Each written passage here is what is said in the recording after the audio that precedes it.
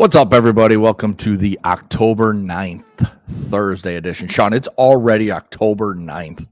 It's crazy that you had about a 40-degree temperature drop in Chicago in the last 2 days, but we're still sitting here with a little breeze and in the 80s in Texas. So while it's nice to have fall weather, that quick is that'll make your balls go up into your throat in a hurry on the field when you're coaching a kid, right? Yep, 90 degrees on Sunday at my boys' football game. And then the last 2 nights of practice, they've had to wear sweatshirts under their shoulder pads, just to stay warm. And so it's just I remember those days growing up, like whether it's baseball practice. I didn't play Pop Warner football, but you'd have the big, thick, instead of the performance hoodies they have all the time now. And before they came out with all that moisture wicking stuff, you had that thick ass winter hoodie underneath your uniform, and you're running around like a Michelin man trying to bend your arms, and you can't. And those kids are, and the truth is, it's the adults that are freezing their ass off, and the kids are like, "Oh, we love this, Mom and Dad." Right. But you don't want to get a cold. We can't miss school. So I feel for you, brother. But they're Chicago, and they're alive and well. The Cubs, right? I know we're going to get to football first, but hanging in there. We'll see what happens with the rest. Yeah. What is it? 2-1 now, right, Segs? 2-1. 2-1 there. 2-1 now. Cubs finally get their first win over the Brewers. We'll talk about that in just a little bit. But let's pay off the poll question from yesterday. Should Jonathan Gannon have been fined for his actions by the Arizona Cardinals? Resounding no, 82% of the vote. So I think they're on our side, most of the people on our side about that. And it's just the new era, the new generations they're just a lot softer than we were growing up. And it's weird because it's my generation of adults that are, coming up with me that are the soft ones. And yet we had some of the hardest coaching, back in the 90s, early 2000s was right at the time, just like back in the day where you could still light your players up. I remember going in at halftime of basketball games and just getting ripped apart with profanities, chairs being thrown. I mean, now if you do that, you're fired. And we're moving on to somebody who will connect with the kids, will basically be their friends, somebody that will teach them how to just be nice and no fire, no passion. Just it's incredible what sports is coming to. And it's not just sports, it's everything. Teachers, that's what you have to be. You can't be hard on the kids anymore in the classroom. My wife's a teacher, and she probably falls under the I'm going to be friends with them. She's not the hard ass. Your wife is a kinder, gentler woman, man. Yes, she does very much. She also knows the line too. Yes, right. So it's just a different time we live in, and Jonathan Gannon getting in DeMercado's face for doing a stupid act. It's not like he gave up a touchdown in terms of getting beat by a wide receiver or missed a tackle. He dropped the ball before he crossed the goal line, and that deserves your coach to be in your face, screaming at you and bumping you. I don't care who you are. I don't care if you're Patrick Mahomes. I don't care if you're Josh Allen, if you're DeMercado. Coach should be in your face screaming at you. We've skewed the lines of what the difference is, and that's overboard too. That's just passionate coaching. And when people say, well, football's no different than anything else, like, yeah, it actually is. Yeah. It's a violent sport. And go to Twitter and at Des Bryant and see how most people think about this situation. Yes. What Des said is how most of us feel. And the truth is, after what DeMercado did by laying the ball down beforehand and a coach getting in your face, you would not only have expected it, you would have gone back the next day and apologized to the coach and the team for doing what you did in that lock. You just would have. But the soft doesn't make you bad. It just doesn't make you cut out if you're faint of heart. This ain't the sport for you. The problem is it is the sport for you because that's what we've created now. And listen, who's going to go up and do that to a 7-year-old? Well, no smart human being. And we skewed the lines thinking, getting in a guy's face and giving him a shove on his shoulder pads or on his arm is all of a sudden abuse. No, sometimes that's just passionate coaching. If this was a player to a player, nobody would have said a word. Segs would have said, now look at their mood. What are they fighting about? They're getting after it. Yet when it's a player to a coach, a subordinate, I just, to me, I'm so bummed that Jonathan Gannon felt the need. And I'll tell you what, all it does is send a message to all other teams and all others that it's okay. We'll find you too if you get in a player's face or you get a little over exuberant with the way you feel. There you go. And that's one. He even said one the other day, even with that. And that's the one I was talking about today. But read the string of times he's commented on this. And it's true. The uproar on social media. He would have gone on, just like you would have said, just like I would have said, you know what? That's on me, my coach. And I would have defended my coach in public, saying he did nothing wrong. This is on me being an unfortunate, putting my teammates and coaching staff in a bad way. And like I said, prove to me where that was a overly physical beat down on DeMercado. Good gracious, he didn't even budge, all right? I know, see, the problem is we're focused more on optics than we are on the truth and really what's going on when it comes to physical, emotional. I'm going to tell you what, Segs, give me a coach who has no emotion, and I will show you a team that has no emotion either. Now, like I said, he goes above the head and grabs him around the throat. Hell, I heard one guy say, well, Sean, I understand grabbing a guy by the face mask or by the jersey and shaking him. To me, that would have been far worse. Right. Going by and hitting him in the shoulder like we do quarterback. If you hit a quarterback up high, what are we doing on the field? If you hit a quarterback in the shoulder pads, we're good with it. Same thing here. I would have gone to my coach and say, Coach, you do not need to apologize one bit. And I probably would have gone to the organization and say, $100,000 fine for this? You should be fining me the $100,000 fine for doing something conduct detrimental to other people that are my teammates. And I know you can't because the NFLPA and all that. To me, this reeks of, unfortunately, Segs, all you got to do, go on Twitter and look at society. Look at society. You're not allowed to discipline your kid. You can't discipline a player. Like I said, most good coaches and teachers know you treat a 3-year-old or a third grader different than you treat a grown adult. And you would treat a tennis player maybe different than you treat a football player. We are so engulfed in this optics, and you're not allowed to do that and give them a timeout rather than screw your timeout. That hasn't worked on a soul ever, okay? It doesn't work in your home giving timeouts, and kinder, gentler is fine. There's a time and a place where you got to raise your decibel level. You got to let them know. You raise your kids however you want. I know this right now, when things have changed and you do it, and when my dad called me in to see him, or when my kids – they knew that, this is a little different. I better prepare for that. There may be some discipline, and sometimes taking the phone away just doesn't work. Although I know that we're in that kind of society. So while we have just allowed abuse and good coaching or good teaching or good passion to run into each other, and then but from what I've seen, I like to think this is a good sign. That for every 20 that love it, there may be 1 or 2 that are like against it. And quite frankly, they'll probably just have to get over it. I like guys like that have fire. And Bill Cowher, when he was spitting, when he was talking and getting people, we all went through it. I guess it's just how you're raised. And you're right, Sigs, you're at a time, my era of, it would be your grandparents and my parents' era. And then coming down to me, I'm raising it the way my parents taught me. You be tough, you support the coach, and you make sure you're a great teammate no matter what. And we all know where the line is.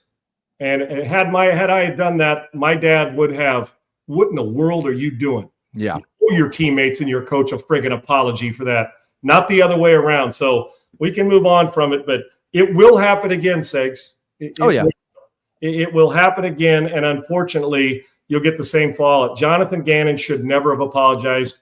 And if I was him, I would appeal. I don't know if you can in there appeal a suspension. I mean, a $100,000 fine. I guess you can, like a player would, right, with the NFL. But because it's in-house, he probably can't because it wasn't by the NFL. It was by the Cardinals. And then if you do that, you know what they say? Oh, this is conduct detrimental. Now they're looking for a reason to fire you, right? Yes. Looking for a reason to get rid of you. And so he gave him no reason. But the reason what he did give him is a playing group of players to wonder if he cut himself off at the nuts by doing this. And I just wish he wouldn't have. You take those things to your player and you go handle that behind closed doors and work it out between yourself. We don't need to know that marriage between Mercado and Gannon publicly. You take care of that in-house just like you would your own family. Well, we saw it on TV. What'd you see? You saw a passionate coach and a player that I'm sure felt like crap after what happened. And you didn't see 1 ounce of abuse. Or Segs, I said this yesterday before you got on.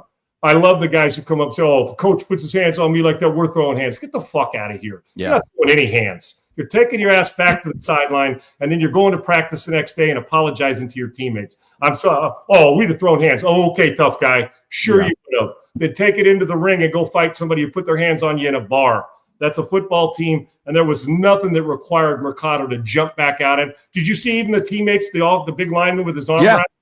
He didn't move an ounce. If it went too far, he would have protected his teammate. He would have slid his body around and got in front of him. Yes. Gannon kept it moving. He didn't let it linger. He let him know he was disappointed. We'll handle it later, and let's go on. Like I said, that's almost that thump that tells you, what are you doing, man? Yeah, right. You know better than that. You're a better player than that, and you're smarter than that. So it's I know we've had around everywhere is beat it up because it's a big topic. But there's a few others that are going on that we got to stop skewing the lines between coaching and passion and abuse. And that had nothing to do with abuse. He was not out of line. And I'm sure that either after the game or maybe like a text later that night or the next day when they walked into the facility, if DeMercado came up to Coach Gannon and was like, my bad, I know what I did wrong. That'll never happen again, blah, blah, blah. I guarantee that happened. Gannon put his arm around him and said, we got you. We know that's not who you are. We know. And it was washed right there. If it didn't probably happen right said, this is just game, passion, brother. You know how you and I are. I love you. Right. Exactly. So, but that's where social media, just NFL media, they take this shit and they run so far with it that now these teams feel like they have to do something, or this league feels like they have to do something to social media got Jonathan Gannon fined, because I'm a firm believer. Had this happened if people weren't on social media saying, "Oh, look at this," and keep showing it, that the Arizona Cardinals would have just, we'll handle it in house like you used to do. Yeah, you just, even if it was worse than that, you used to handle it in house, and we'd never find out about it, and you get it handled, and you move on from there. I just social media, whether they want to or not. I'm not saying everybody has their opinion on it, and you're entitled to it. I'll disagree if you say he was out of line, because I don't believe he was. But social media got it to where they started to see some of the backlash things. But if they'd actually really looked at social media, if you're an Arizona Cardinal organization, you know what you'd have done? You'd have said, "Oh, the support is there. The support is there to protect." I mean, the support is there to say, you know what? When I say protect our coach, I mean simply saying it's just a passionate coach with some fire. Yeah. Let's go. Let's go. Hell, you just I don't understand society sometimes, Segs, and I don't understand why passion has become has become a problem. Yeah. That we're not allowed to do it. And if you show too much passion, you're wrong. If you show no passion, you're a heel. You just suck, right? So whatever that fine line, I thought Jonathan Gannon handled it just fine. I would never have apologized for that. There's other things bigger you can apologize for, not that. Yeah, we'll definitely, I'm sure, see something like this. Just like we'll see the ball drop before the end zone, we'll see another coach get in a player's face, and we'll see if he's fined or so on as we move along. So, Segs, when are we going to end these post press conferences? When Dan Campbell, who I love, and I would play for him tomorrow, who dropping F-bombs that have to be bleeped out on the NFL shows when they show, hey, let's listen to the post press conference with Liam Cohen, or they're excited. So are we so sensitive now? How dare you? My kid was watching TV. Why are they bleeping that out? Because he's dropping F-bombs. Oh, we got to fine him for his lock. That's their house. So I can't wait till that happens. Oh, it's coming. Yeah. It is coming. Somebody's going to say, you know what? I look at these press conferences. You're bleeping out every third word because they're fired up and they're passionate and they won. And that's a big fucking win. That's a great effing win. You guys are my bike. I love the way you effing play. And I can't wait till effing. Well, how dare you? How dare you say you're offending me? And at some point in time, I guarantee you, Segs, somebody's going to do that, get a hold of the organization, get a groundswell, and you're going to have the guys say, limit your F-bombs, and Dan Campbell or somebody else is going to look and say, what? Then take the camera out of my damn locker room and leave us the hell alone. And I'm all for it, because that is their house. We don't go into your house and tell you how you're supposed to handle your real estate business, right? Or how you're supposed to handle it. We don't go to your office, and I know it's public and we watch, but guess what the locker room speech doesn't have to be? It's nice that a guy like Dan Campbell allows a camera to come in there and see the post-game speech and see the passion. Guys rolling down the tears, guys celebrating, coaches that are 65 dancing around like a bunch of lunatics after a big win, which I friggin' love. So we just got to realize that sports is different than your corporate office. It just is. Well, Sean, it doesn't have to be. Yeah, it actually does. It does. It actually does. We don't have HR jumping down in the locker room saying, "You cussed. Come on up and see me," because one of the owners is female in the Earth says, "Oh yeah, watch what you say." Because now we got to, man, we can't do it because you've offended. Go see HR. Really? If we had an HR and locker room speeches and the rest of it, every single guy on the team would be fired. Okay, we wouldn't have an HR in the building. I get it. You're not going to hassle somebody, but stay out of our place if you can't handle an F-bomb. Yeah, even the most spiritual of guys are in there celebrating. Okay, and in there jumping for joy. Let them have their moment. If you're going to bring your camera in, be prepared for what you're about to hear. And if you don't like it, probably a wrong idea to be there. Yeah. Find somebody else to go soften up with. Yeah. If you don't like it, don't listen. All right. Moving on to our poll question for today. We're approaching the halfway point of the college football season. Who's your Heisman Trophy frontrunner? Our options, which are not limited to these four. You can comment and say who you want. I've already seen a Ruben Bain, the edge from Miami, who's maybe the best defensive player in football. But your options from us are Ty Simpson, the quarterback from Alabama, Ahmad Hardy, the running back from Mizzou, who's the leading rusher in the nation, has the most touchdowns for the running backs in the nation. We got Carson Beck from Miami, who has the Hurricanes off to a hot start. And then Dante Moore, the quarterback from Oregon, who I personally picked. As of right now, Dante Moore would be my guy as the Heisman Trophy winner this moment. He got my vote too, Segs. For each and every one of those guys, I would keep an eye on this Alabama Ty Simpson thing, because if they go, let's say they continue to get better and we're start talking about Alabama as, have they turned this corner? Because the ball doesn't hit the ground and he is accurate and he puts up numbers. The kid has got a special future. Dante Moore has been, in my opinion, when you talk about, he's been as good as we've had in the country this year. And once again, I'll remind you, Lenora Sellers, not Doug, that's his dad, Garrett Nussmeier, Arch Manning, Cade Klubnik, Mateer being hurt, who if he would have continued his on, he would be on the list. There's no question about it. You start going through the guys who were supposed to be the Heisman favorites and the top 5 or so players. Hell, they'd have thrown Nico in there if he was still at Tennessee. Drew but you get what there's no doubt about it. So you look at that, and all of them have underachieved this year. They have, Segs. The guys we expect, Drew Aller for sure is in that category. Now you start to look at the names up there. Not one of those names. Maybe Carson Beck, because of the Georgia in the preseason. He was the only name going in that would have been on the list we have now. And there's probably 5 others. But now you're in the moving time of the season, where you don't want the numbers, and it's usually best player, best team. Yeah. And to win it as a defensive player, you better have Charles Woodson type numbers on. Right. It's hard. It's really hard to win it, but it's usually a quarterback award and a running back award normally. But then again, we've seen Devontae Smiths jump in there when they've had monster seasons to do it. So, it's not like the NFL, which is a pure quarterback award. This gets scattered around a little more and smattered around a little more, Segs. But to me, it is. I'm anxious to see, because somebody not on that list will move, right? Segs will start to creep up. But Carson Beck's on a great team, and you got to hang around and put up numbers, and you got to hang around. If all of a sudden Simpson keeps doing it and Alabama loses a time or two, he'll fall out of it just because we're not seeing his team at the top. But the names there belong there, and you could add a few others. I said Dante Moore, but it's far from over. It changes on the drop, on a dime, man. And so I like the list. But I'm anxious to see if any of those guys we just mentioned make a late charge and their teams start to turn it around. But I have no problem with the list there. You can take any of them, even on defense, the name that's not on the list. But it's probably going to be an offensive player unless you get 25 sacks during the season or have one of those type years.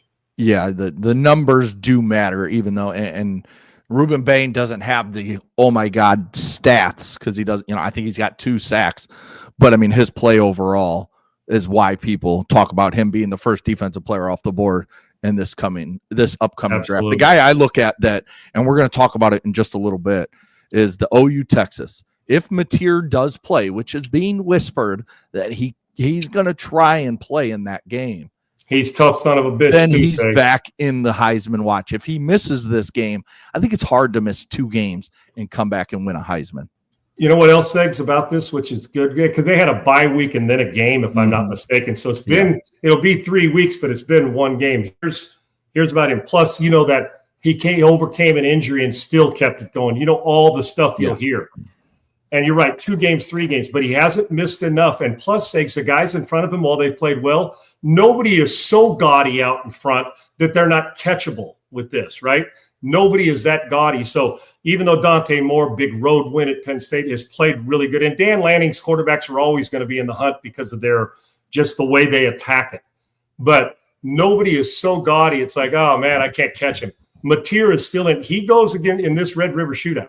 I know they call it a rivalry or showdown. It's still a shootout to me, no doubt. Yeah, but remember, Segs, we're not allowed to say that because we'll have to give a $100,000 fine, and you're being too mean because you're encouraging a guy to wear guns. Although, did you really quick say, well, let me finish this, and I'm going to remind you something that's going to drive you crazy, okay? Is Mateer goes and plays lights out against the Texas team, and he's the reason. Oh, watch the odds in Vegas. They're going to jump him right back. You're damn right they will. Which leads me to this. We talk about guns and Red River shootout.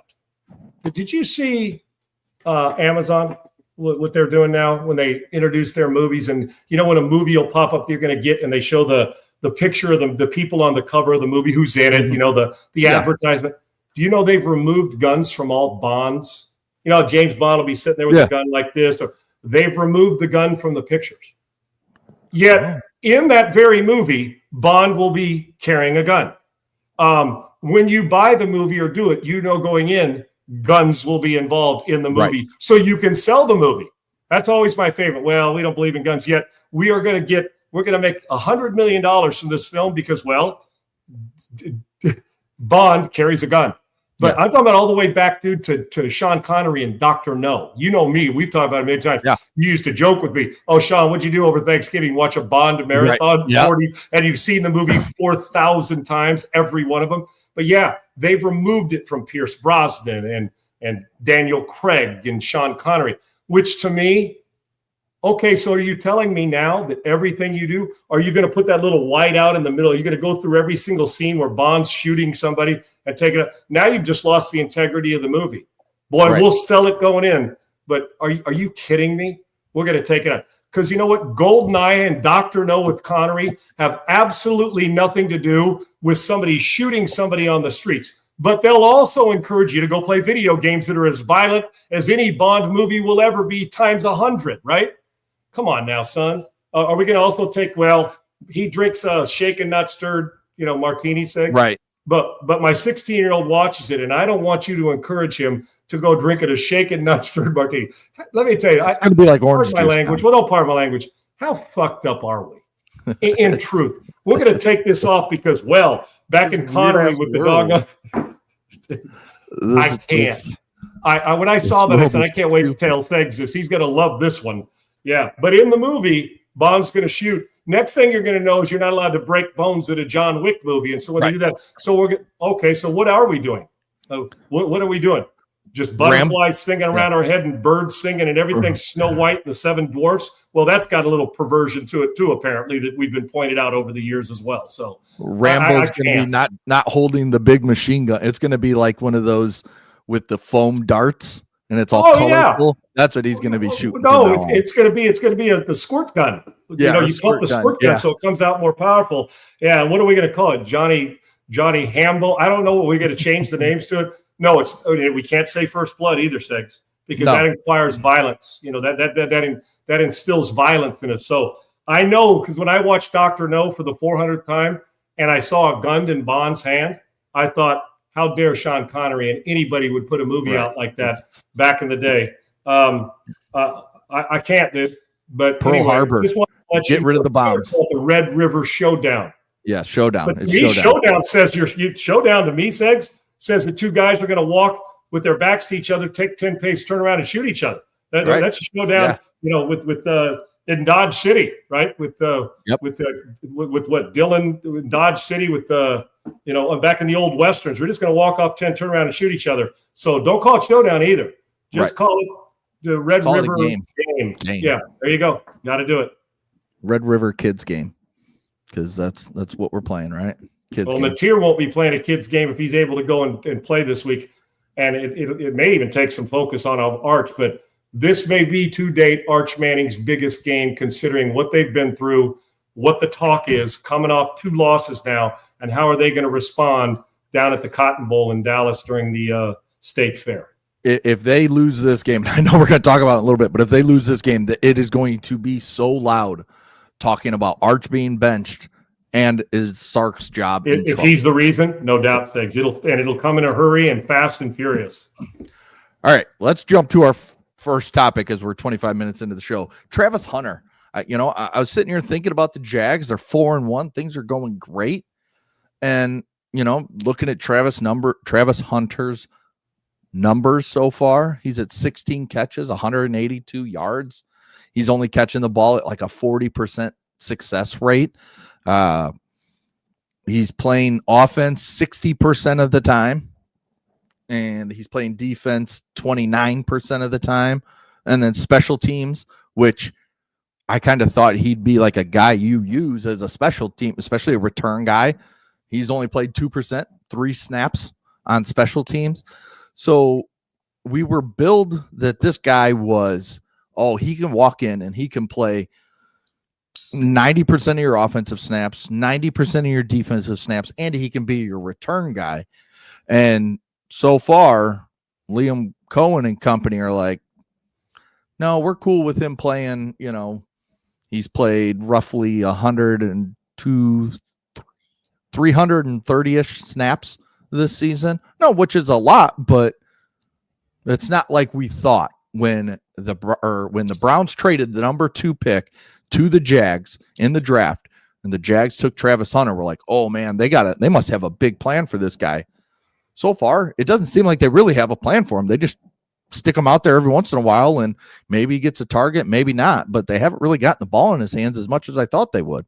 You know what, Stiggs? When this first would start, when he was in college and playing 80 snaps on both sides, 1.5 games, and he's got as many snaps as he's taken in 6 weeks or 5 weeks in the NFL. It was unreasonable. And most people with any sense when he was in college coming to the NFL that have played it, coached it, watched it, studied it, realized it's too hard. It's too hard to play 80 snaps on one side of the ball and be great at it. So the question is, you want to be great at it, or you just kind of want to be average or decent at both? You got my point? Right. Now, you can expand on it as you go through, but hard to argue. I mean, you want more usage for great players. And let's not forget that he's a rookie, really good football IQ, but a rookie that still trying to learn one side of the ball, let alone the other. And I got news for you. Running routes at Colorado ain't running routes against DBs in this league. No offense, it's just not. Right. So the windows, high school, huge windows, Segs. College, they shrink a little bit. In the NFL, you're thrown to a coffee can size window, and getting your receiver in to be precise and dynamic. When I say 12 yards, I don't mean 13 and I don't mean 11. I mean 12, because that's the quarterback's drop and how we're timing it with what you're doing. If we're being precise, and the best are. Jerry Rice didn't run a 3-step slant 4 steps. He didn't run it 2 steps. He ran it 3, bam, balls on time from Young, throwing to space and throwing to grass. So I think it's smart this way. Now, my question is, and I'm still mulling it over because I don't know. Right. Where would he be better? You talk to people who've seen him at wide receiver, say he's a natural. I saw it, and when I watched him, I said, man, he runs routes. He's pretty precise, and I like his style. And then at DB, he's long, and he plays corner, and he can get his hands on you. And I always said for me to start out, Segs, it was offense first, and I'm going to tell you why. Okay. Because at defense, I can stay away from you for the most part, where you really don't get to make the impact you want. On offense, I get to create your impact by putting you formationally and play calling, where you become the 1 or 2 guy what we're trying to get the football to. Oh, if he had to choose one over the course of time, longevity and impact, to me, it's offense. And what is Liam Cohen? He's an offensive coach for the most part as a head coach. So I don't think what they're doing is wrong. I think all this, he can go 8. No, you can't. See, that's just that, you're Superman at both. And no, it's hard because guess who you have to cover if you're doing that? So you're 40 snaps in on both, and then all of a sudden you draw, well, go inside and cover Puka. You got to play outside and cover Devontae. You got to cover Jamar Chase. You got to cover Nico Collins. Well, good luck with that. And then we want you, after you've played 3 series in 90-degree, 95-degree weather, to now go on the other side of the ball, and Stingley's grabbing you around the throat, trying to not get you off the ball. And then it's the learning curve, the mental and emotional side that goes with it, Sigs. We don't have coaches in the NFL telling you where to run and we're throwing it to you. Everybody's head goes to silence. We're in huddles. We get back out. It is a learning curve, and you've got to understand the mental side of the game. And there's a learning curve for everybody, including wide receivers. So I personally, if I was coaching him, I would start with offense because I think the impact is quicker there because I can get him the ball in space and do what I want. On the other side of it is, do I think he's could be a hell of a defender? Yes. I don't think he can dominate both if he's doing both 75 snaps a game. So, and if it's, hey, listen, if you're 4-1, I would continue to expand his offensive game and let him get precise with that. And maybe in the offseason, we look forward, well, let's add 5 or 6 snaps, specializing in stuff. Guy gets hurt, you got him. You need a guy to cover, you want to start him, fine. But to me, right now, let's get him dominant on one side of the ball. And I think offense, and plus you're trying to give your franchise $55 million quarterback another weapon to work off. And they're 4-1. I would polish him up at wide receiver, continue to work on it.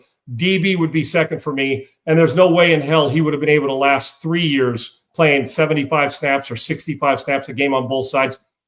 And as an athlete, sure. But I'm talking about where he's thriving, Segs, not where he's average. If you're the second pick of the draft, you ain't allowed to be average. You got to thrive. And so what's the best way to maximize his ability? Put him on the side where you can maximize it the quickest. And I can tell you this, I'd rather have him running routes against the best defensive players in the league than I would having to defend him as the second part of your game against the very best in the league on a regular basis. Your ass will get worn out. Specialize. I'm all for it. I don't think that you can do both. I'd still mix him in, Segs. I would. He's one of your best DBs. I would. But the offensive impact for me is a quicker impact and I think a better one. Yeah, I think that all makes a lot of sense. I look at it from this standpoint. As a Bears fan, and one thing, he's only getting about 5 targets a game, less than 5 targets a game, actually. It's 24 targets in 5 games, so just shy. Oh, he'd be seeing the ball more from me, Segs. That's my point about this. Liam Cohen's passing game coordinator is Shane Waldron. Now, when Shane Waldron was hired by the Chicago Bears last year as their offensive coordinator, I remember seeing a clip of Jackson Smith and Jigba from Seattle, where Shane Waldron came from to be the Bears offensive coordinator, basically saying good riddance to Shane Waldron. Get him away from me, get him away from the wide receivers, get him away from the passing game, because he doesn't know what he's doing. He doesn't use his assets to their full capability. In fact, he holds them down. Well, what happened with the Bears in the first, 8-9 weeks, whatever it was that Shane Waldron was there? Roma Dunze, a top 10 pick, was not being utilized basically at all. DJ Moore was not seeing targets. And Keenan Allen was the worst version of Keenan Allen we've ever seen. And that was Caleb Williams' rookie year, so you have a rookie quarterback. But still, the fact that 3 very good wide receivers were not doing much of anything in that time frame where Shane Waldron was the OC speaks highly of what Jackson Smith and Jigba was saying. There's been a trend there, Segs. There's a trend, yes. Now fast forward, now he's Jaguars passing game coordinator, Liam Cohen's passing game coordinator. Brian Thomas he has the targets that I think it's 38 in 5 games. He only has the same amount of catches as Travis Hunter at 16. So his success rate is even worse than Travis Hunter's. It's much worse. So you just look at it that something is wrong there. And the fact that they're 4-1 tells you a lot about the fact that, because they're not just Cohen's buying. Liam Cohen doing a good job, no doubt. Their defense is playing well because their offense isn't like, oh my God, you got to go watch the Jags offense. It's the new show on turf. No, they're just getting by and winning football games in different ways. So I'm worried for Travis Hunter. I'm worried for Brian Thomas. I'm worried for Trevor Lawrence having Shane Waldron in the building, that eventually there's going to be a problem like we're seeing in Philly, where Brian Thomas, who's a young player is going to start speaking his mind. And then we have that issue that comes up when a player speaks his mind and coaches have to get to the bottom of it. And if it is Shane Waldron who's holding them back, shame on you, because the trend, as you said, has been there. Yep. Seg, let me tell you something. First of all, I would, as I've said, put him on one side, let him dominate that side, and then I'll build off that on the other side. Yeah. And I would start offensively, as I've said, with Travis Hunter. And let's not get this twisted, folks. Every time a guy keeps getting a job doesn't mean he's great at his gig. Here I do believe this, for the most part. Players win games, coaches can lose them.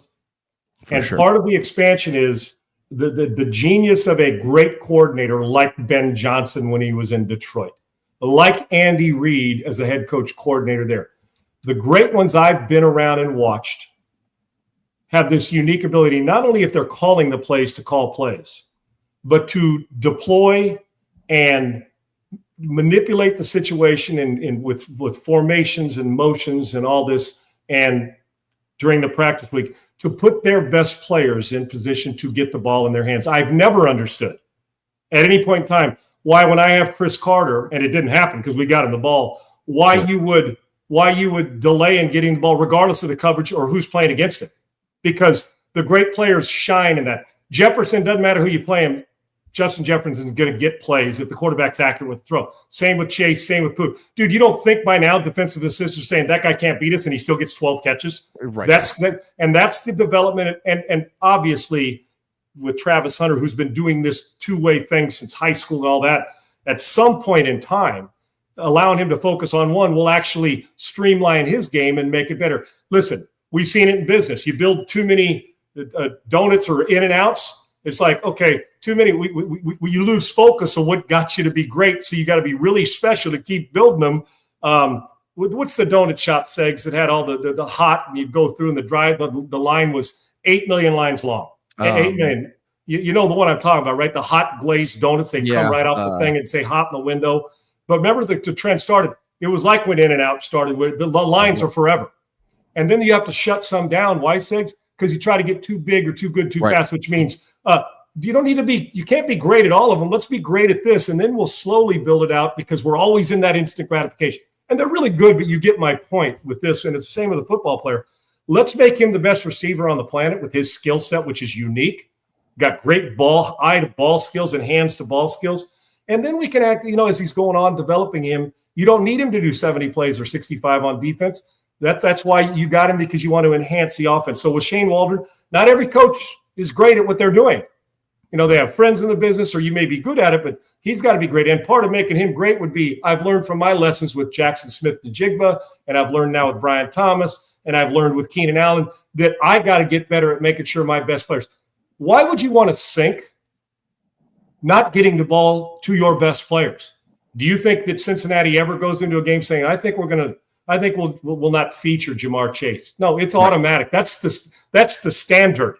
The rest is, how do we get other players involved? So don't mislead. Every coach that you see calling offense or running passing games it isn't a superstar, just like every player isn't. So, but when you got a guy with that unique skill set, let's focus on that once and expand it. Because for Jacksonville to keep this up, Segs, guys like Brian Thomas, guys like with the Travis Hunter are going to need to see the ball more, or at least give them a chance to see the ball more. So number one, they don't get pissed and all that, because receivers think they're always open. Two is to maximize what your offense is trying to do. And the more you spread it out, meaning bandwidth of an offense, the more difficult it is for game planners every single week, even if your guy doesn't get it, to prepare for. And that's the next level for Travis Hunter. He's an offensive receiver for me right now, and a defensive player second, and you need to jump all over that. Yeah, I think it'll be interesting to see how his role continues to develop as the season goes. And you're right. I'm with you that you have him, you have Brian Thomas as your two top wide receivers, and letting Trevor Lawrence get them the ball in space and make people miss, because the speed between the two of them is ridiculous. So beating them over the top, getting them the ball in their hands and screens, doing whatever you got to do to get Travis Hunter in space and let him use his athleticism. It should be number one on your list. That 100%. Sorry, it was a delay for me, and I'm sorry, I didn't mean to cut you off.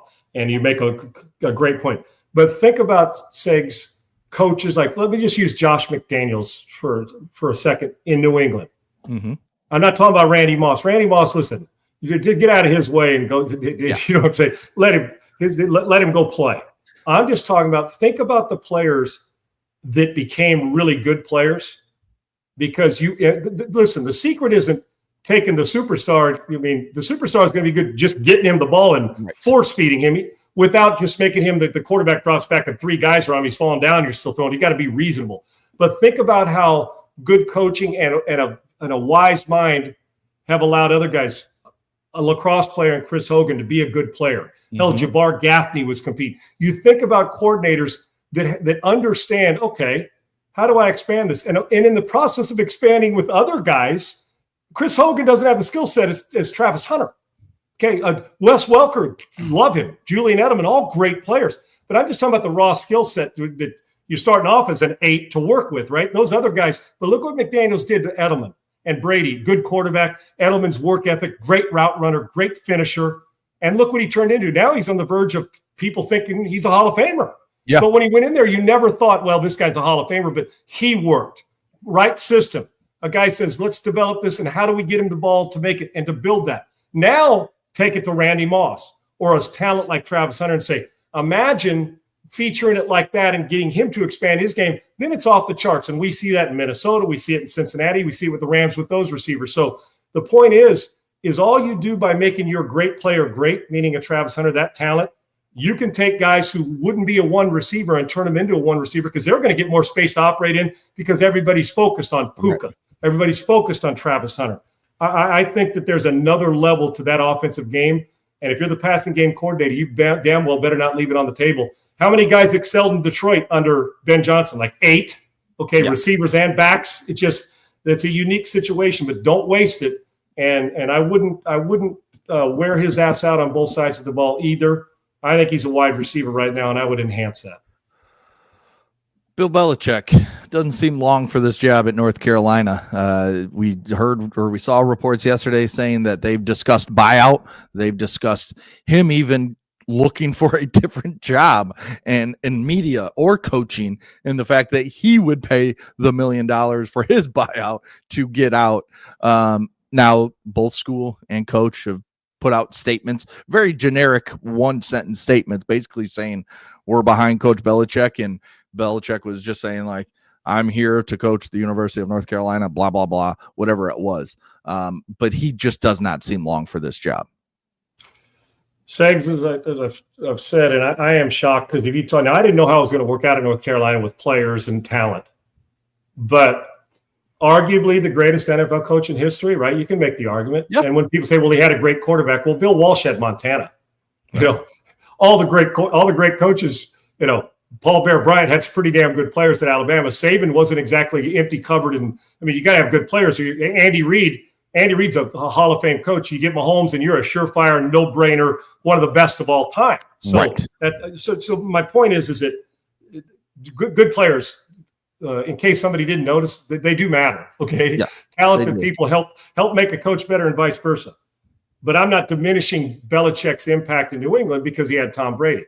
Because you know what? Drew Bledsoe is pretty damn good too. Could throw it as good as anybody. So with this, Segs, I'm actually not shocked that they're struggling.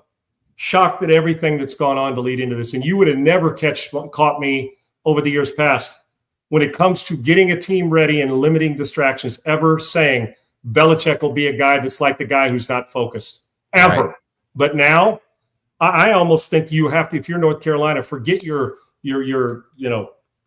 confidence in him or your statement public that says we support. Of course you do. Because if you didn't, Bill walk into your office and say, you know what, I'm leaving now anyway, whether you like it or not. So, but as I said, the things that Bill Belichick never would have considered doing, allowing his assistants or players to ever do, he's become that guy. Yep. And when I hear that, if this is true, allegedly, that coaches are saying this is basically, and I paraphrase for me, basically a shit show that we couldn't reach, hard to get him on a bye week. That was never Bill. Matter of fact, Bill was the gold standard for if you want to keep distractions out of your building, hire that guy. But I think, Segs, he is ruined with just the optics of this. If you're an NFL team, how could you hire him as your head coach? Wouldn't you be concerned the same shit's going to happen?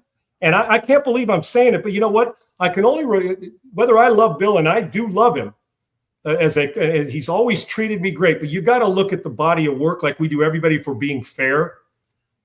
Bill Belichick looks to me from optics point of view and their performance that they are an ill-prepared team to play.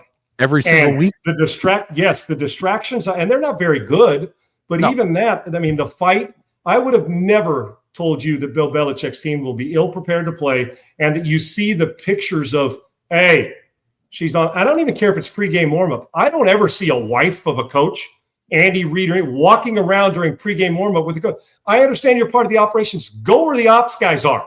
The ops guys don't hang around. The GM at Oklahoma, the GM at Stan, Andrew Luck is not standing next to the coach when the ball's about to be snapped. He understands this. I'm just using them as an example or wherever. These are the things that you know that mediocrity has crept in, and almost like checked out has crept in.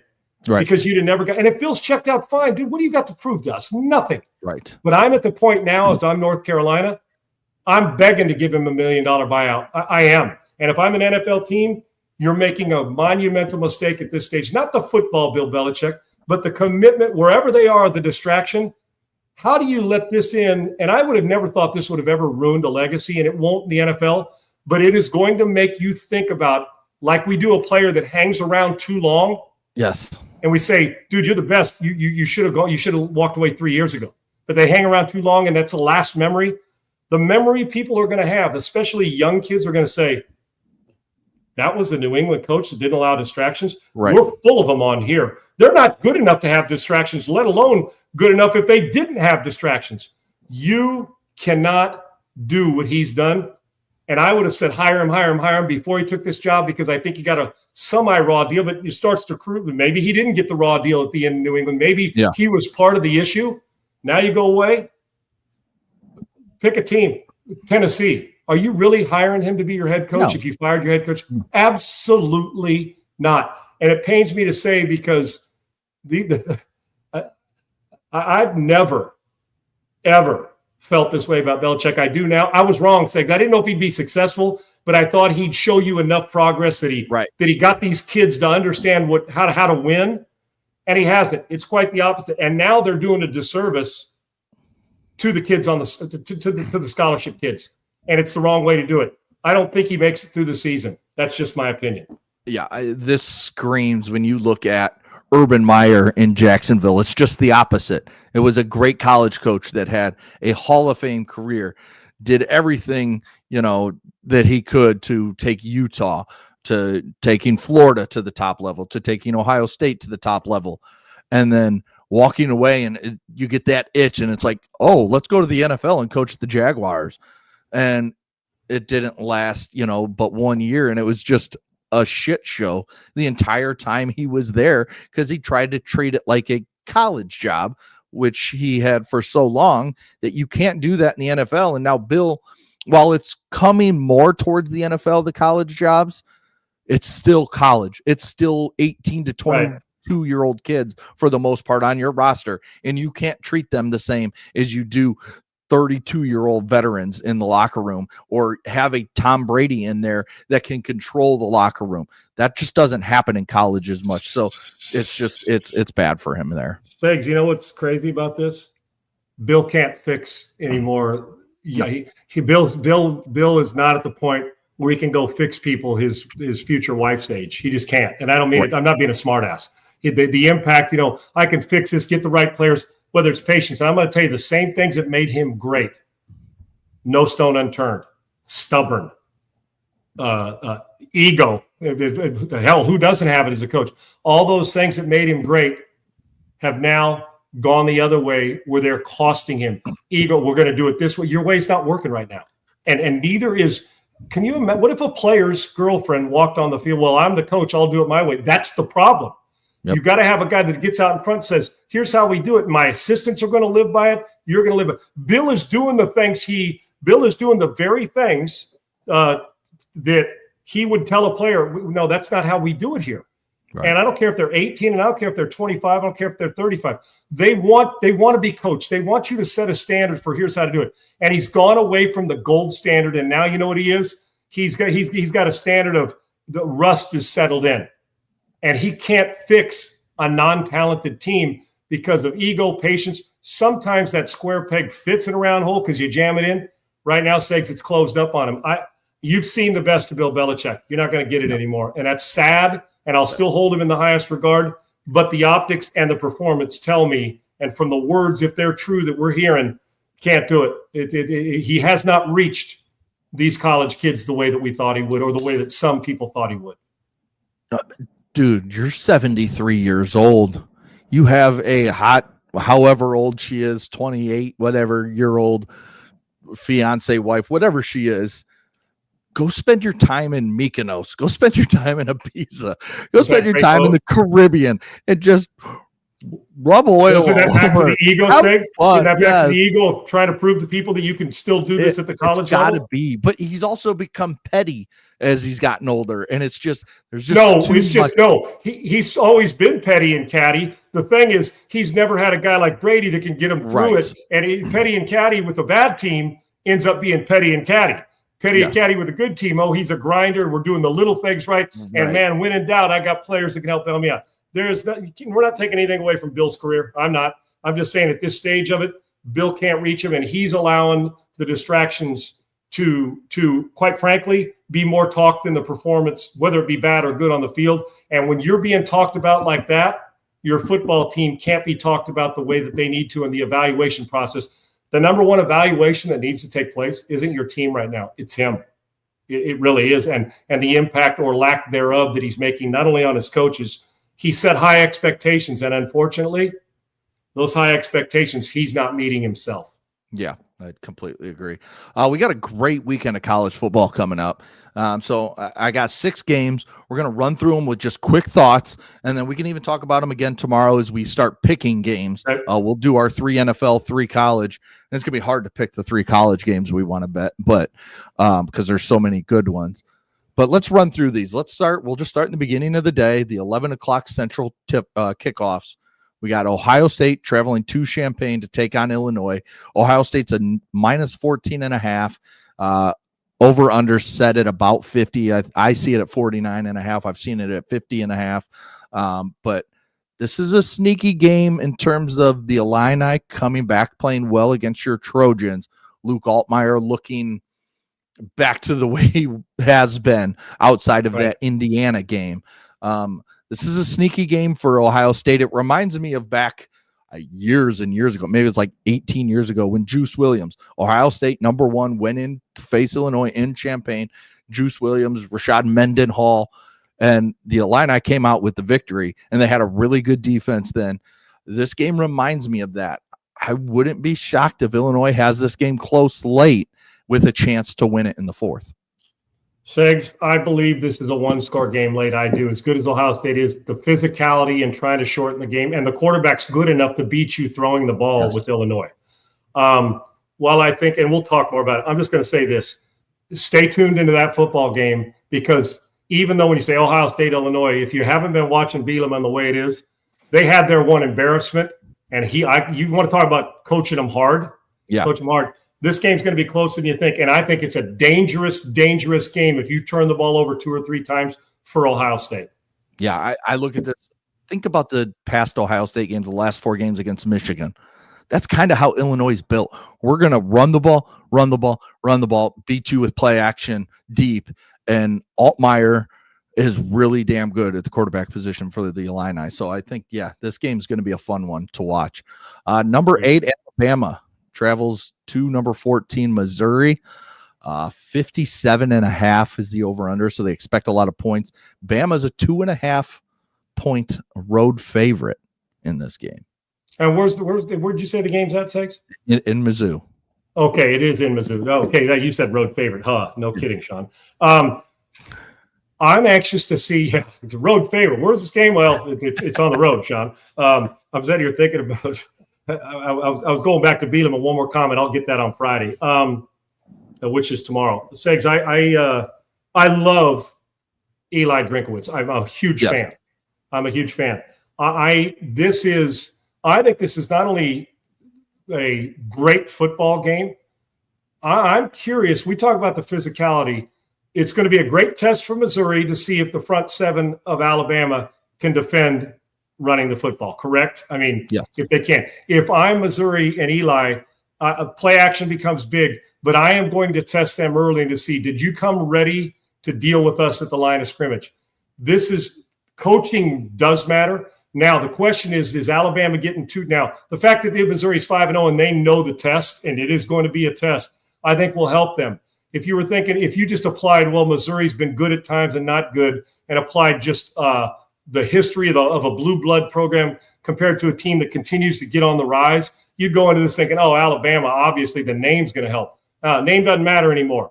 But the way Alabama has started to impose their will has been impressive. If they stop the run and hold it to where it's not a dominant performance by Missouri, Alabama will win the game.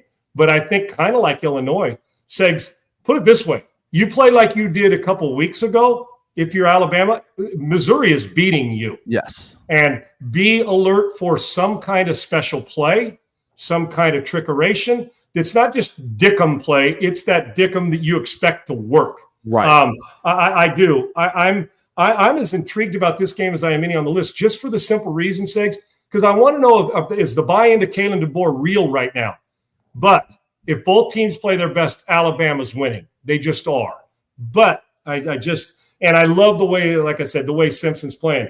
But man alive, this could be one of these. We come out of this weekend, Seg, saying, "Oh my gosh, can you believe what happened in Champaign? And can you believe what happened in Columbia? I guess. Yep. Yeah, Columbia, Missouri.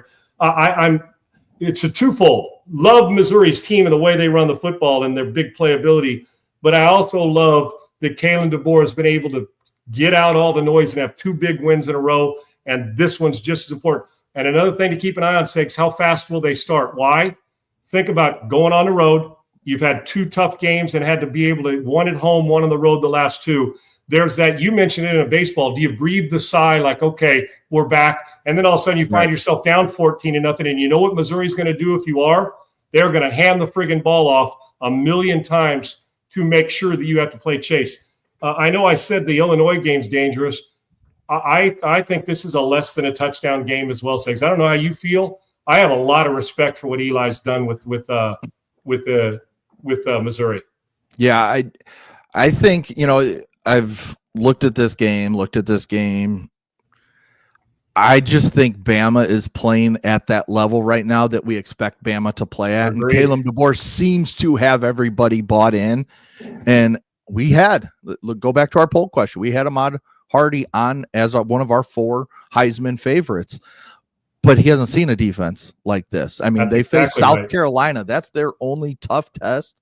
And they are not very good this year, Segs. Right. They're not very good this year, right? Exactly. They've hit a roadblock, it seems. So I think with the way Ty Simpson has been playing, the run game getting better, I think Bama could run away with this one and it be a 17-point win, a big win for Alabama, just to continue to show that, yeah, we were down at the end of last year, losing to Michigan in that bowl game. Yeah, we were down early. Things just didn't seem to be clicking. But now we're rolling on all cylinders, and we're not Nick Saban Bama, but we are one of the top teams in the nation. We're a team that you have to look at as a national title contender. And so I think that's what we see from Bama this weekend. If Bama does start fast and they're the team that starts fast, it could turn into a curb stomp just because that confidence gets flowing and it's back to we're Alabama and we're pounding our chest and doing it. And I think the early season kicks to the teeth have not only awakened a possible sleeping giant, but also they're tired of being embarrassed and hearing, oh, you're not this team and that's not this coach and you're not good. They've got a quarterback who can carry the game. There is no doubt. So it could. I just think I know the toughness that Drinkowitz brings to that program. And I actually love the way Alabama started to play. And I'm going to just make this prediction. Segs, they win this game, meaning Alabama, they're going to the playoff. They won't lose 2 more of the rest of the season, regardless of the schedule. They'll find a way to win. And you put that poll up a couple of days ago or last week, Segs, about 4-1 teams or 1-loss teams. Yep. I will remove them from I think there's 2 more losses on the schedule, because I think confidence does matter. This is a monster game for Alabama after the last 2 wins. Right, for sure. Another monster game in the Big Ten is Indiana traveling out to Autzen Stadium to face Oregon. Sean, this one, Ducks are a 7.5-point home favorite, but Fernando Mendoza is, we could have put him in that list of Heisman hopefuls, I guess we'll call him as of right now through 5 or 6 weeks. This Indiana offense is really damn good. And if there's a team that can keep up with the Oregon offense in the Big Ten, it's this Indiana offense. And Cignetti has them playing really, really well. This is a dangerous game for the Ducks. But in the end, I just feel like Oregon is that team this year that they're going to walk out there and I don't want to say do what Indiana did to Illinois and win 63-10, but I think this could be a 20-plus point win for Oregon being at home. Indiana's got to travel, and something about this game just tells me Indiana's not ready for Oregon, and Oregon is going to go out there and just curb stomp them. Yeah, I love, what's crazy? Both coaches with Cignetti and Dan Lanning, I love them both because they're quote masters and they're fire and they're crazy. They think their team can do, which means, Segs, this is one of those, and we always talk about Oregon's speed and all the things they do with formations. Mm-hmm. Don't think Indiana's not going to come back and match them with some of the stuff they're going to do as well. And they've got a quarterback who I imagine NFL people are starting to open their eyes a little bit with the way Indiana, aside from Dante Moore, playing. But I can tell you this, Segs, that is a miserable place to play. And as good as Indiana is and as good offensively as they can be, there's still that team speed that always gets me. Because in truth, Oregon's still learning how to be a Big Ten team and mud it up, and then they're physical. Mm-hmm. But Oregon's still different when it comes to the finesse of being able to, you blink and you're down 3 touchdowns. Right, That's a tough place. Now, Cignetti's going to tell them they belong and that they're better. And you just brought up 3 games, the Illinois game, Missouri game, and this game where it's like, well, the favorite should be able to go in and kick ass, right? But yet there's still the danger of, please don't let this be the one on the schedule where Indiana gets rolling. I'm with you. I think Oregon's going to win this game, and I think there'll be a lot of fun pregame hype and talk. Yeah. But I think Oregon can win the whole thing. I don't think Indiana can, but I think it's one of those games where Indiana hangs around for a minute, but then they get a short field, and then they get a pick, or they get a strip sack fumble, and before you know it, and the last team that you want to chase is in Eugene. We're playing against that football team. Give me Oregon, but we'll talk point spread later. Segs, before you got another game or two, let me just talk about perplexity. It is I have, as you guys know, I've mentioned I'm not the biggest tech guy in the world or good at it. I am a tech guy. I'm just not real good at it. Comet is a new AI. Comet, C-O-M-E-T, is a new AI-powered web browser from Perplexity. Comet can navigate around the web like a human would. Now, think about this. You say, well, Sean, don't we have that? Hang on now. Clicking, typing, searching, and scrolling just like you would, getting what you need done so you can do more. But it's not just you ask for something, they give you the answer back. This is you tell them, and they go get it and take care of it. Some things we're going to learn about it. It's going to be awesome. Here's some of the things that Comet can do for you. Food delivery, Domino's, you want Instacart, you want pizza, bam. Book a flight or a hotel where you go on discounts, promo codes, book a service, a repairman, window cleaner, set it up, tell them, here's what I want, here's the date I want, stick it on my calendar, and they're going to do it instead of telling you, well, here's how to do it. They're going to do it because they know how. It is a phenomenal, phenomenal thing. First, you're going to go to www.perplexity.ai/Comet. All right? That's where you're going to start. Now, some things I want you to understand about this is, well, let me ask you something real plain and simple. How much time do you spend every day on a web browser? If you're like me, looking at golf clothing and the rest of it or whatever you're looking for, too much time. And that's a good thing when you got somebody that can help you with it. How much time do you spend clicking around online, searching, scrolling, typing, endless tabs? It's a lot, right?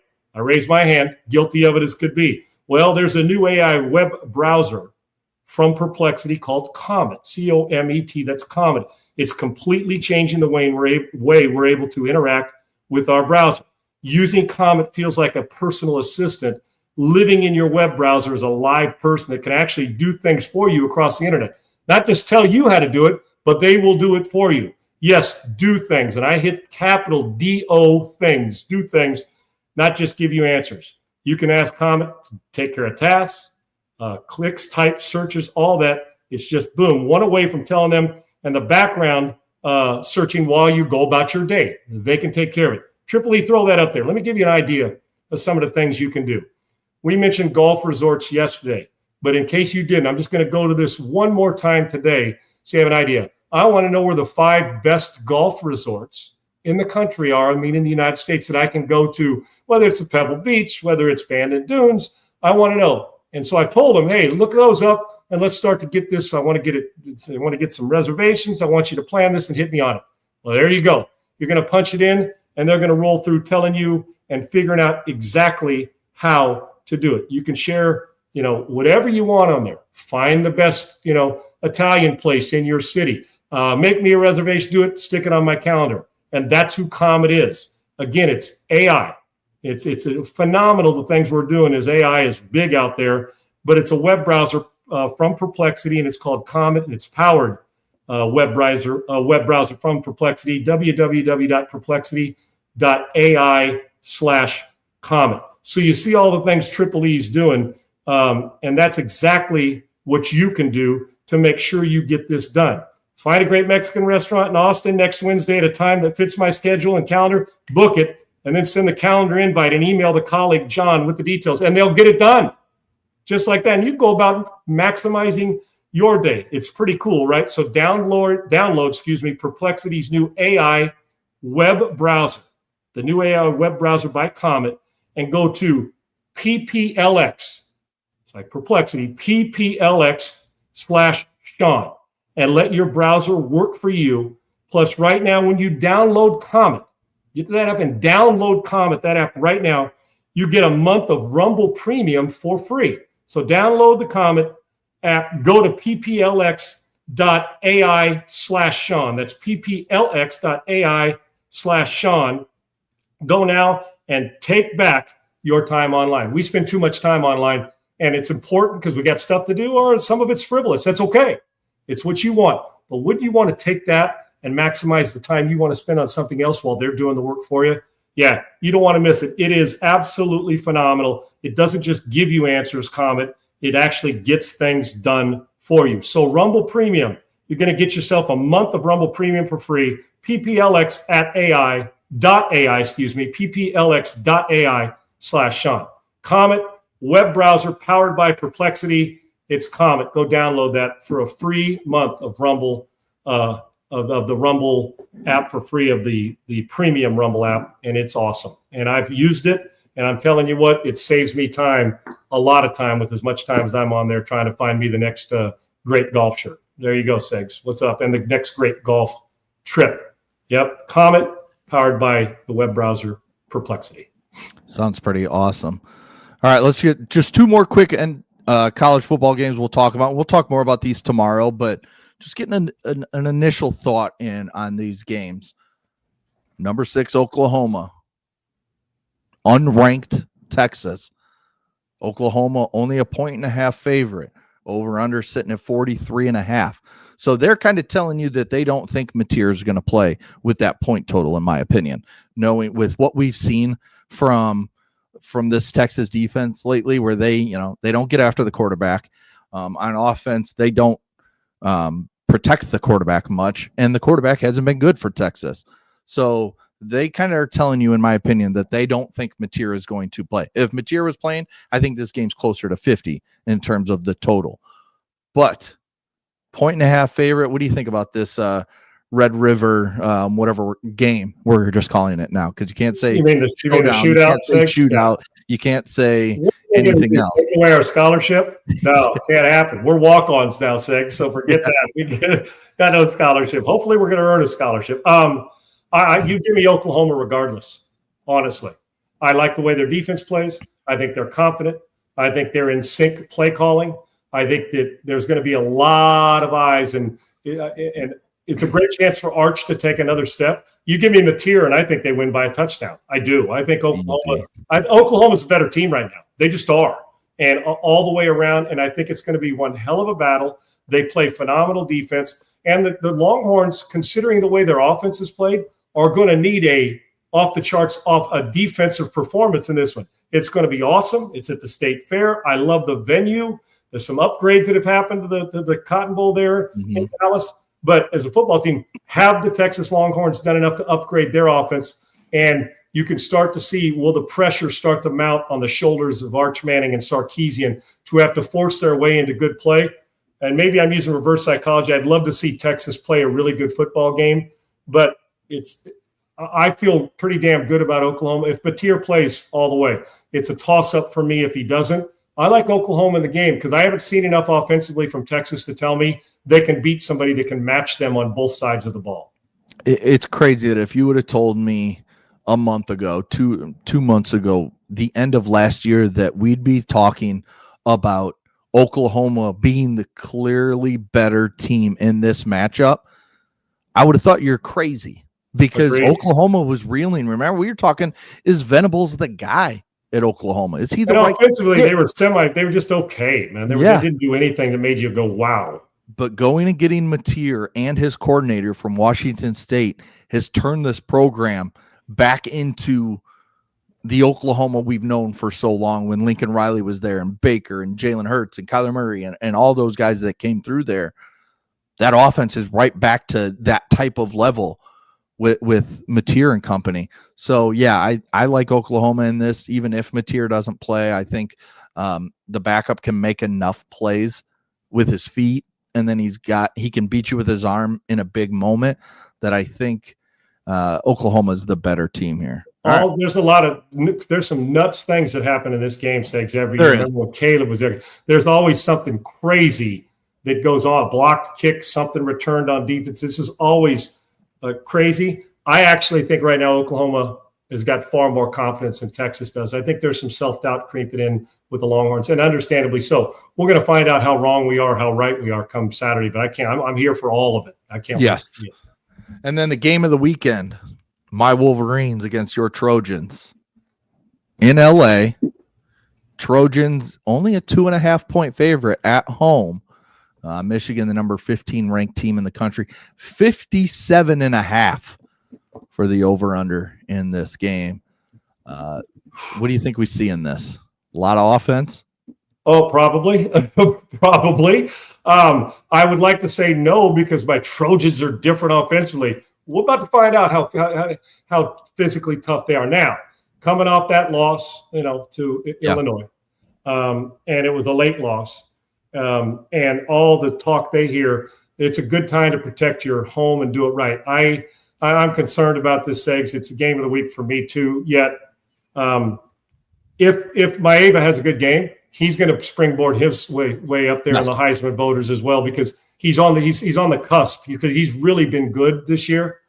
It comes down simply, Segs. Can we handle your athletic quarterback and your physicality compared to, can you handle great team speed that knows how to score? The problem is, with a great team speed that knows how to score offensively, can we get a red zone stop? Can we hold you to a couple series where you kick field goals?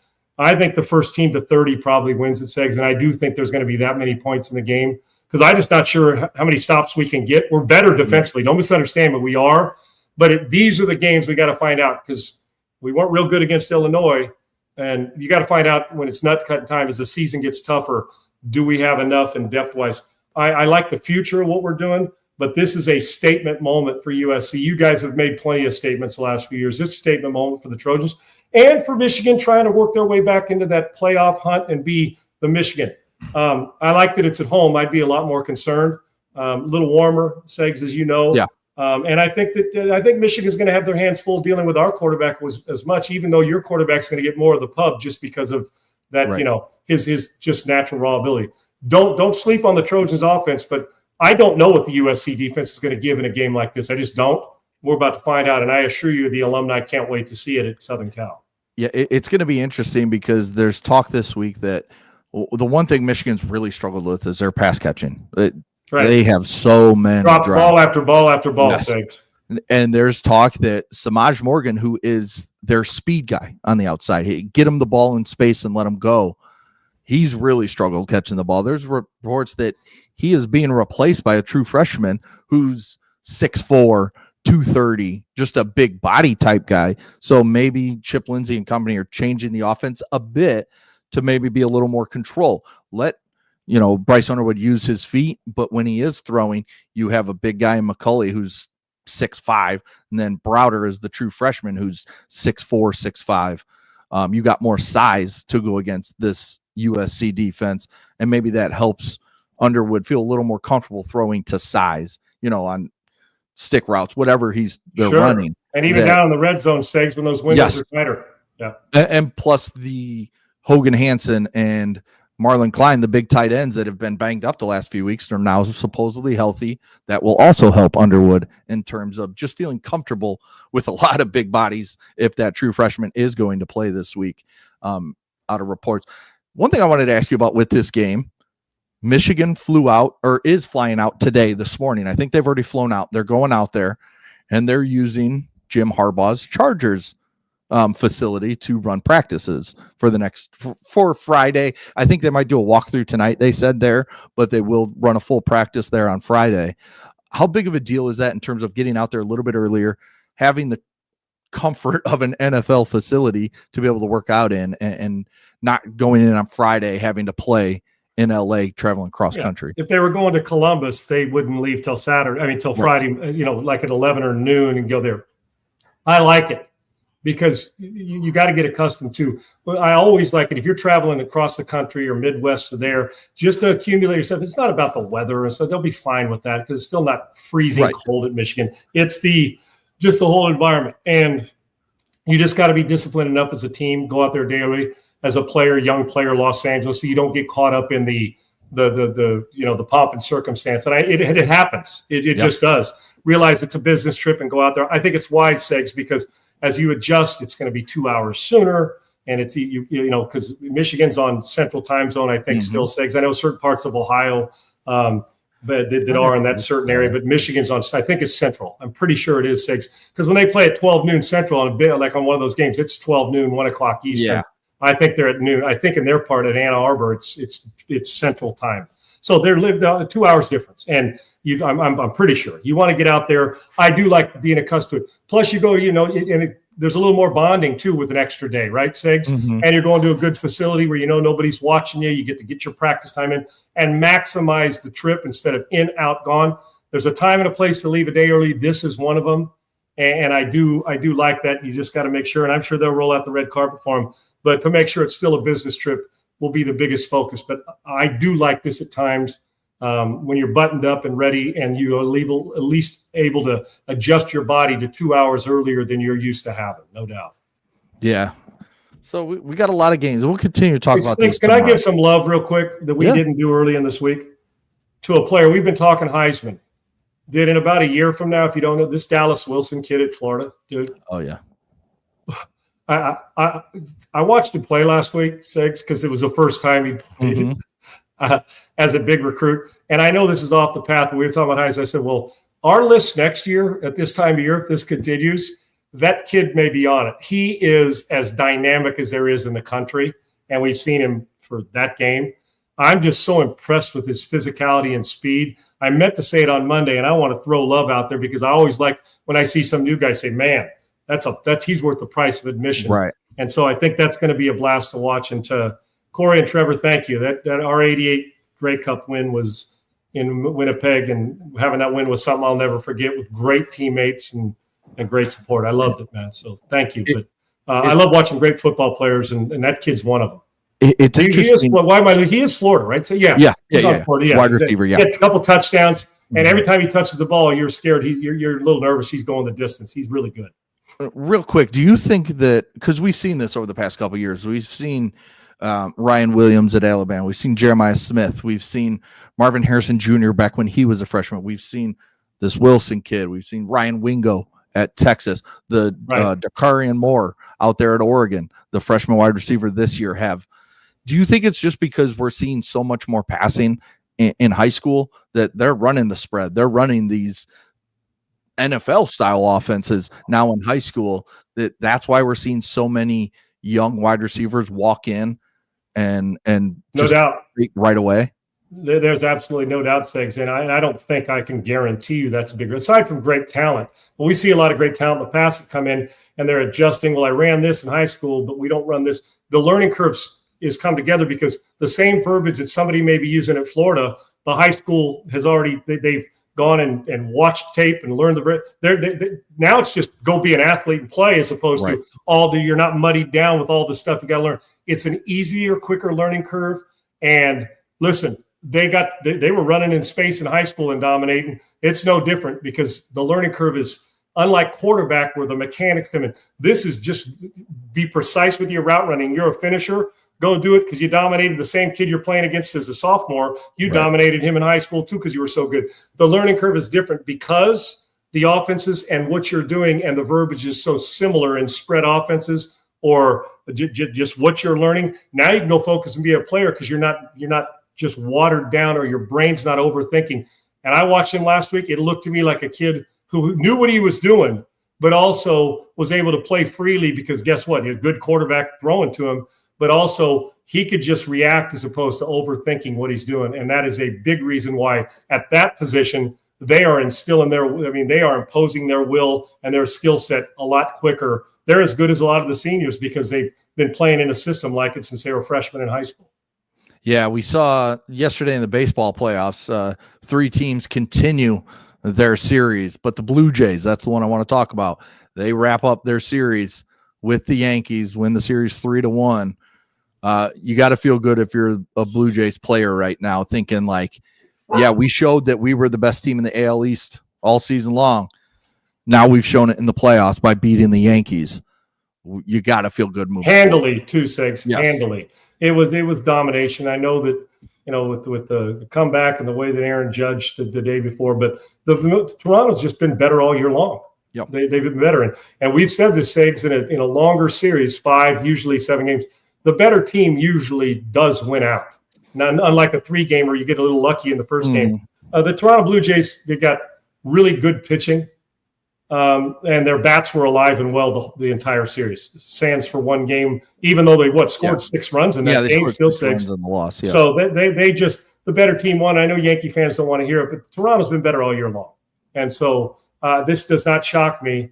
And they've got star power, but they've also got some clutch pitching. I think that they're primed for whatever Detroit or the Seattle Mariners can bring at them. This is no shock. They've averaged 6-7 runs a game, 6, maybe even more, counting the 2 games in the front, 7 runs a game. You're not losing to anybody scoring in a 4-game series that they ended it in 4. You're not losing to anybody averaging 6-7 runs a game. You're going to beat everybody, no doubt about it. Yeah, we'll continue to talk about the other 3 series as they continue on. We got NL games today with the Cubs taking on the Brewers and then the Dodgers and Phillies tonight as well. We'll get out of here on this. We got Eagles at Giants tonight, Thursday Night Football. Eagles a 7.5-point road favorite. This game's in New York, Sean. Road favorite means New York, yes. And it's a short trip for Philadelphia, too. They don't have to leave 2 days early. Right? No, only 40.5 is the over-under, so a low over-under. What do you like with the 7.5, the 40.5? Where do you stand on this game tonight? I think this is an offensive come-out party for Philadelphia. Think it's time. I do. I think that you're going to see them unleash a bit on it. Now, Jackson Dart will make some fun plays to do it, but I think you're going to see the defense elevate. And even though if you just control the pass rush of the Giants, who's really good, they got some talented people. But I think Saquon Barkley is going to have something for him. I do. I think this is one where you're like, he's headed back home, something to prove. You're going to see everything Philadelphia's got. As much as I respect the Giants' steps in the right direction with Jackson Dart, unfortunately for them last week, how they lost the game. If you turn it over like you did last week, you'll get curb stomped. But I still think this is a big Philadelphia win. I think they want to prove to it that we can do it all still. Give me Philadelphia, and I'm not sure it's close late in the 4th quarter. Yeah, I think they've heard the chatter about the offense, about They have. not getting A.J. Brown the ball. Devontae Smith had a good game last week, but that I expect to continue. And Jalen Hurts kind of used this game being against the lowly Giants, who just aren't a very good football team, to be able to get A.J. Brown going and kind of halt that talk of, is he going to snap at any moment? Is he going to just go off on either Jalen Hurts or Nick Sirianni or whoever is in his way at that moment? Yeah, if the Philadelphia Eagles play bad offense and this is close or they get beat tonight, Segs, you want to talk about the chatter in Austin? Wait till you hear that going on, even with a team that's still really good. I would expect them to get their best, and I would expect that offensively you'll see a different level from them this week. I just think the Giants are overmatched talent-wise in this game. Because remember, it's been a rough few weeks in Philly, with the Phillies being down 2-1, Penn State losing now 2 games in a row. It's they've not been happy, and the Eagles not looking like the Eagles we've seen the last few years. They're frustrated with that. So if they go out and they happen to lose this game, or they win 13-10, something like that, and the offense looks pedestrian like they have through the first 5 weeks. Tune into Philly radio tomorrow, and you'll get an idea of how they played. Without even watching the game. Angriest undefeated, or not undefeated. They have one loss team in maybe NFL history. If this is a 13-10 win. I don't think it's 4-2, Segs. I think this is 5-1. Yeah. If I think that's what it'll be, I think Philadelphia is going to be fine. You just got to take away the big chunk play that can break your back and control the line of scrimmage. And Philadelphia's just got too many weapons for the Giants. Yeah. Well, that'll do it today. That we'll break that game down tomorrow. We'll talk more about this big college weekend. All the games we talked about were Big Ten and SEC. So maybe, I don't know, maybe the Big 12 has something for us. I don't know. Way to throw them a little nibble. Okay. Maybe the ACC has one decent game that we can look at and be like, oh, this should be fun. No, they're all bad. And a sneaky one is South Carolina and LSU. Neither one have played very good, Segs. So we're going to find out who Lenora, Sellers, and Nussmeier, 2 guys that were supposed to be top picks and Heisman Trophy candidates, which one of those guys elevates his game. That's another one to watch. Night game in Baton Rouge, tough place to play, even when they're not great.